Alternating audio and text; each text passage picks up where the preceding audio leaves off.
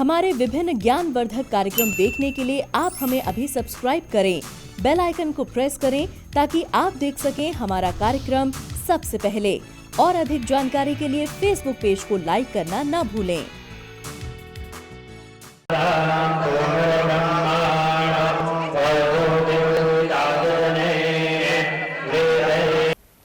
जय माँ इंद्राक्षी। इंद्राक्षी धाम में दर्शकों आप सभी का हम हार्दिक स्वागत करते हैं। आज के दिन जिन जातकों का जन्मदिवस है, मैरिज एनिवर्सरी है, उन सभी को हमारी तरफ से बहुत बहुत शुभकामनाएं। आज हम बात करेंगे गायत्री मंत्र वास्तव में चमत्कारिक मंत्र है और गायत्री मंत्र निराशाओं को दूर करता है, आशाओं को उत्पन्न करता है और भी कई विशेषताएं इस मंत्र के बारे में। आइए पंचांग देखते हैं।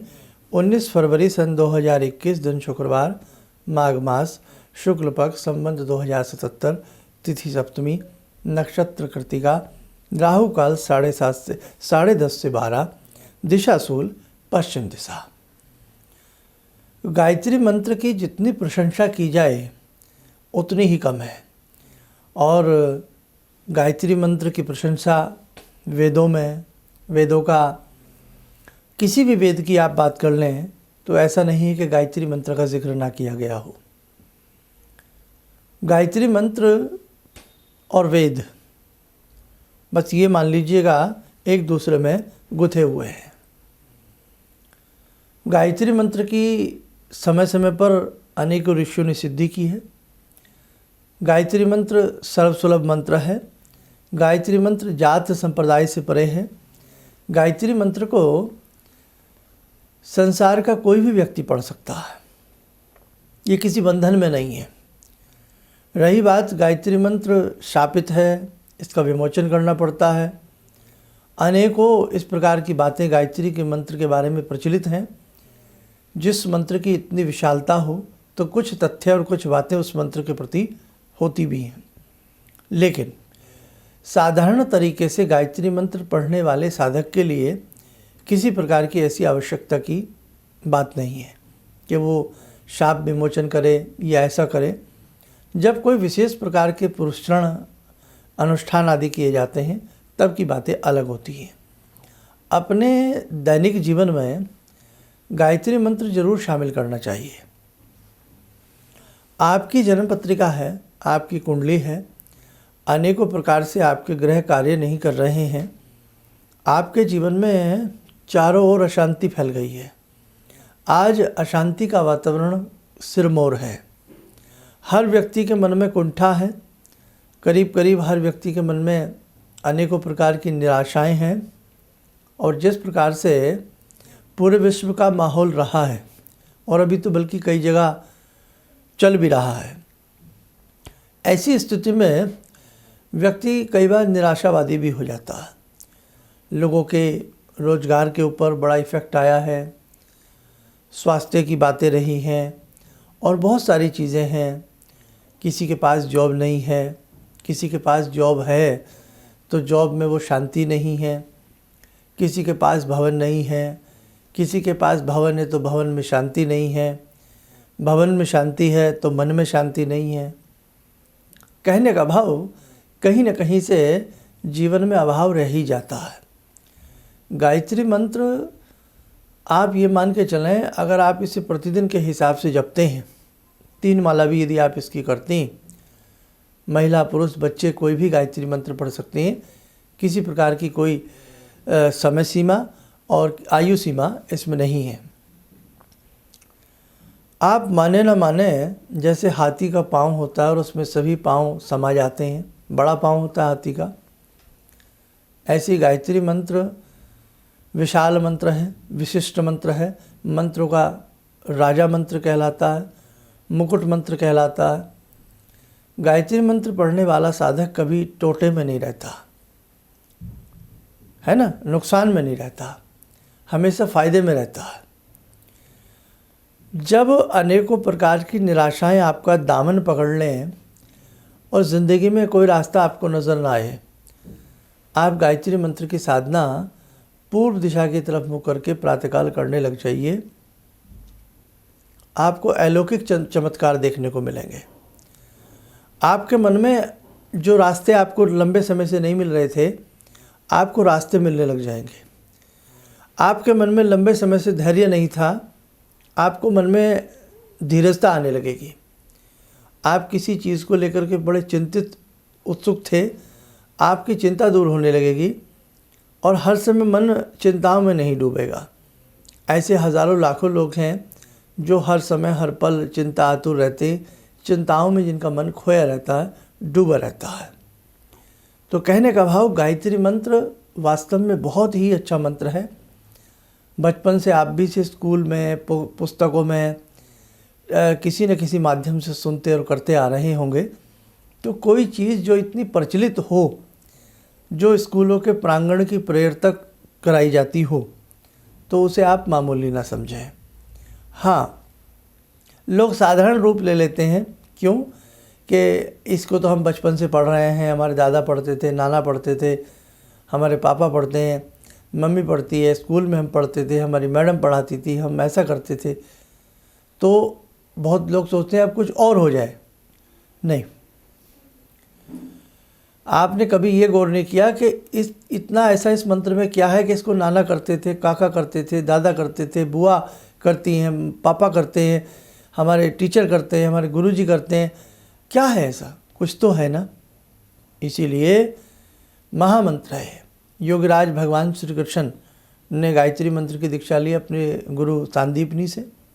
भगवान श्री राम ने दीक्षा ली। आप क्या समझ रहे हैं, भगवान श्री कृष्ण आंखें बंद करके ये मंत्र पढ़ते होंगे, ओम कृष्णाय नमः? भाई कुछ तो, जब उन्होंने धरा पर रूप धरा तो कुछ तो वो करते हैं ना। तो कहने का भाव, गायत्री महामंत्र देव, यक्ष, किन्नर, नाग, वासुकी सभी प्रकार के, चाहे वो देव हों, यक्ष हों, गायत्री मंत्र के लिए सभी लालायित रहते हैं। तो मेरे साधकों, बड़े से बड़े ऋषि, महर्षि, मुनियों ने गायत्री मंत्र के तप पे न जाने क्या क्या कर डाला। विश्वामित्र जी की गायत्री साधना किस प्रकार की रही है सभी जानते हैं।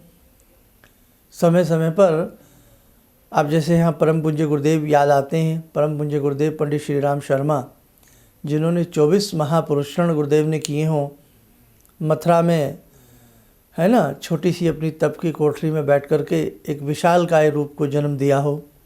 परम पूज्य गुरुदेव जीवन की अंतिम क्षणों तक गायत्री मंत्र के अनन्य उपासक रहे। भगवती से मेरा तो यही समझना है कि भगवती उनके साक्षात उनके संग विराजती हैं। और गुरुदेव आज भी किसी न किसी रूप में अपने साधकों को दर्शन देते हैं। आज भी गुरुदेव किसी न किसी रूप में सबसे मिलते हैं। आज भी गुरुदेव किसी न किसी रूप में सबके कष्टों का निवारण करती हैं। आप कभी शांति कुंज जाएं, वहाँ के रोम रोम में आपको महसूस होगा कि जगजननी हंस वाहिनी माँ गायत्री विराजती है। कहने का भाव, मेरे साधकों, साधनाएं तो अनेकों हैं, लेकिन बहुत सारी साधनाओं में भय भी लगता है। बहुत सारी साधनाओं के हम मर्म को नहीं समझ पाते हैं। गायत्री मंत्र इतना सर्वसुलभ मंत्र है, कामधेनु है गायत्री मंत्र। आप किसी भी प्रकार के वरदान को प्राप्त कर सकते हैं गायत्री मंत्र पढ़ के। तो गायत्री महामंत्र के बारे में ज़्यादा मैं क्या कहूँ, छोटा मुँह बड़ी बात हो जाएगी। कि आप किसी भी समस्या से हों परेशान, किसी भी समस्या से, पूर्व दिशा में मुख करें, भगवान सूर्य का स्मरण करें और भगवान सूर्य का स्मरण करते रहें, चाहे नेत्र बंद हों या मन के नेत्र खुले हों, जैसी मर्जी। और संभव हो माँ गायत्री का चित्र समक्ष रख लें, धूप दीप फूल आदि अर्पण करें और भोर काल प्रातःकाल उठ कर के गायत्री महामंत्र को आप 2-4 महीने जप के देखें। अन्य किसी मंत्र की आवश्यकता नहीं पड़ेगी आपको। ऐसा चमत्कारिक अलौकिक गायत्री मंत्र है। इस मंत्र से वो कार्य हो सकते हैं जो आपने कभी सोचे समझे भी नहीं होंगे। वो समस्याएं, वो गुत्थियां सुलझ सकती हैं जो कभी किसी ने सोची और समझी नहीं होगी। धियो यो नः प्रचोदयात्। क्या कहा गया है कि परम पिता परमेश्वर हमें ऐसा शुभ आशीष दें कि हम सदैव सन्मार्ग की तरफ प्रेरित हों। भगवान से हम दूध दही मक्खन जॉब सैलरी कुछ नहीं मांग रहे हैं। हम भगवान से वो ज्ञान का प्रकाश मांग रहे हैं जो हमें मोक्ष की तरफ ले जाए, हमारी उन्नति करे। हमारा पतन हो रहा है तो पतन ना हो, हम उत्थान की तरफ अग्रसर हों, रोम रोम हमारा पुलकित हो उठे। इसलिए कई बेटियां, कई बार फ़ोन पे बात होती है तो बड़ी निराशा में डूबी होती हैं। कई बार कई बच्चे, कई परिवार निराशाओं में डूबे होते हैं, कोई विवाह की वजह से, कोई जॉब की वजह से, कोई सैलरी पैकेज की वजह से, नाना कारणों से, कोई बॉस की डांट फटकार की वजह से। आप गायत्री महामंत्र पढ़ना शुरू करें, फिर देखें आपको बहुत बहुत अच्छा लाभ मिलेगा। आइए मेरे साथ को समय चला आज की ध्यानमाला का, जुड़ते हैं आज की ध्यानमाला में जग जननी भक्त वत्सला माँ अम्बे से। ओम सिंदूरारुण विग्रहां त्रिनयनां माणिक्यमूले स्फुरात् स्तारानायकशेखरं स्मितमुखी भापेन वक्षोरुवां पाणिभ्यामलपूर्णरत्नचषकां रत्नोत्परां बिभ्रति सौम्यां रत्नघटस्थरक्तचरणां ध्यायेत्पराम् अम्बिकां खड्गं चक्रगदेषु चापपरिगान् शूलम्बुशुण्डिं शिरा शङ्खं संदधतीं करे स्त्रीनयनां सर्वाङ्गभूषावृतां नीलास्मद्युतिमास्य पाददशकां सेवे महाकालिकां यामास्तो स्वपितैहरो कमलजो हन्तुं मधुं कैटवम् विद्युद्दामसमप्रभां मृगपते स्कन्दस्थितां भीषणां कन्या विहकरवालखेटविलसा धस्ताविरासेवितां हस्तैश्चक्रगदाशिखेटविशिखां चापं गुणं तर्जनीं विप्राणामलिलात्मिकां शशिधरां दुर्गां त्रिनेत्रां भजे। कवच बना लें, ध्यान करें। माँ अम्बे माँ गायत्री का रूप है और गायत्री ही माँ अम्बा है, ये आभास करें और उनका आशीर्वाद हम सब के ऊपर बरस रहा है।